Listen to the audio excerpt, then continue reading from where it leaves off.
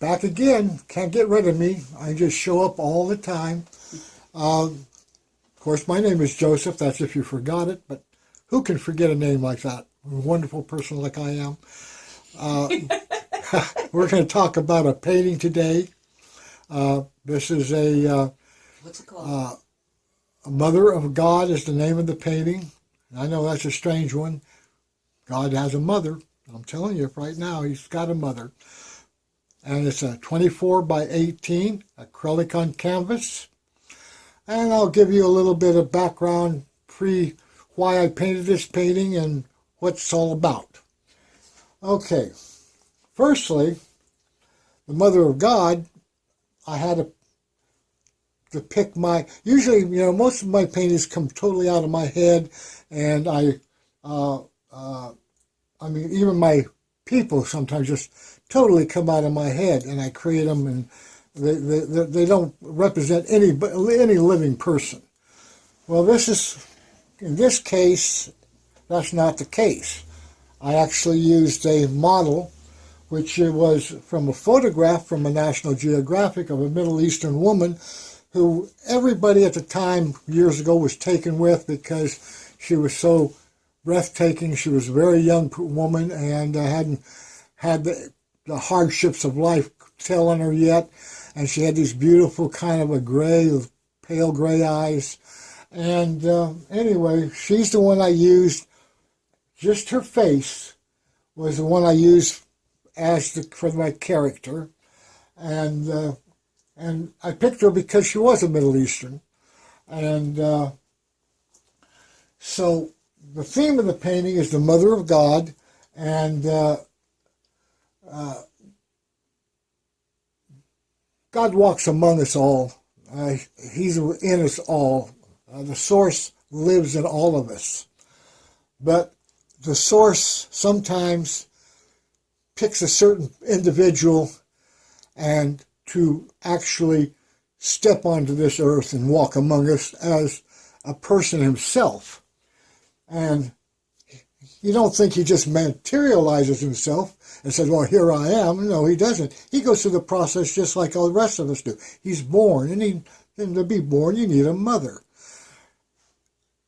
God's a fussy person, so he picks out a mother that he would feel be worthy to be the mother of this living entity that's going to be him. You're looking at her. She's pregnant. She's got a full belly. She's full-bodied. She's voluptuous to what you call a Victorian standard, a full-bodied, full woman. There's nothing skinny about her. Very attractive, beautiful face, very intelligent eyes. And again, because of my background, I have elements in here that I put just because of who I am. So anyway, to tell you about it, this is the Earth down here with its moon, the sun, and of course we can't leave out Mars because we all have a thing about Mars. So there's Mars, this little red dot. It's Mars with planets and moons and stars around. The Phobos and Deimos. Yes. And these are planets. What planets? They don't have to have any symbolism as far as what planets they are. They're just planets. Planets are all over the universe is full of planets. And stars. And she's wearing a crown of stars. And all these other stars up here, but she's wearing a crown of stars. And this is her jewelry. She's wearing a necklace. She doesn't need clothes, but this is a special necklace. And this necklace is made up of stars and the universe, and it represents the Sacred Heart.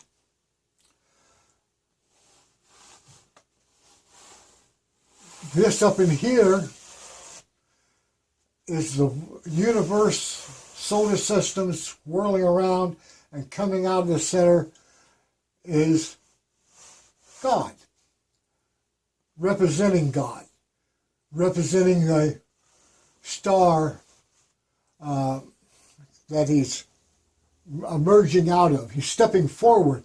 He's got a leg that is stepping forward. So he's coming out. He's emerging. And because she is the mother, she has got all this creative, life-giving power. And that's what this represents here. This burst of life and energy just bursting out, giving birth to all sorts of things. And so that's what this burst here is about, expanding, growing, a pregnant universe. We do live in a pregnant, it just keeps on growing and getting bigger and bigger all the time. And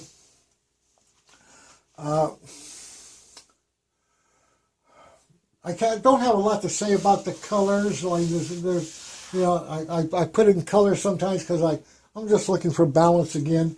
And of course, you know, we got the little reds here, kind of a golden ochres in this area, going off into the blues. Blues always, to me, are blues and kind of a purples are a very high color of creation as far as I'm concerned. So I'm very strong on blue, and I like purple a lot. But I do like the little reds and stuff like that, you know. It's beautiful. The painting's just stunning. And when I started this painting, I started with just the eyes, and I worked around it, and I had no idea when I first started this, because I do everything freehand. I don't copy anything. It's all freehand. So when I started this, I just looked at the photograph and started reproducing it onto the canvas, and I was shocked how close I came. Because, you know, to get a true likeness of somebody is, you know, to me is a fulfilling thing. I would have been not unhappy if it would have come out her looking a little different, but it didn't. It came out looking just exactly like her, and that's what I loved about it. And because she was such a beautiful woman, and of course, in the photograph I took from National Geographic, you could only see her face up to here, because she had, you know, being a Muslim, she was, you know, well, she came from a Muslim country. So she was, you could only see this much of her face, and then she had this drapery over her head, so you could only see a little bit of the front of her hair. Mostly her eyes was what stood out, and it was the eyes that really captured me, and so I started with the eyes, and the rest of it just developed. And the hands, those are all out of my head. These hands are just figments of my imagination. And at one time I couldn't do things like this, because one time when I was learning to draw, this was back when I was a kid, you know, I had to have pictures and diagrams and things to go by, because I couldn't do things like that just out of my head. But, you know, as you get older, you know, you develop your skills. Well, that will be all for today, and until the next time, I'll bore you with something else. But please subscribe to our free YouTube channel by checking the red subscription button at the bottom of the television, or the tube, or whatever it is that you're using to watch us with. It might be a crystal ball. But anyway, you guys have a good one, and we'll talk to you later. Bye-bye.